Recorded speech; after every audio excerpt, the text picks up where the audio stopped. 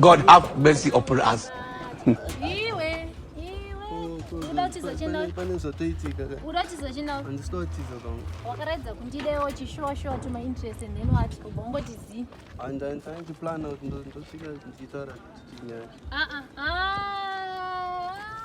Msanditi mafanizi kuomba. Zvatoshataona manje ndo handitonge iwe makatadza kusvika shoko sei.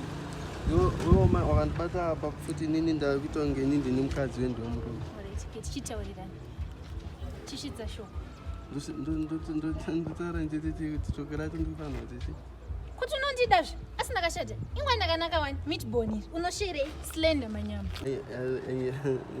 nyaya yangocho sometimes kana unokwanisa kundudza unongondudza futi wati dati kana ichakuti I love you ashi God have mercy upon us.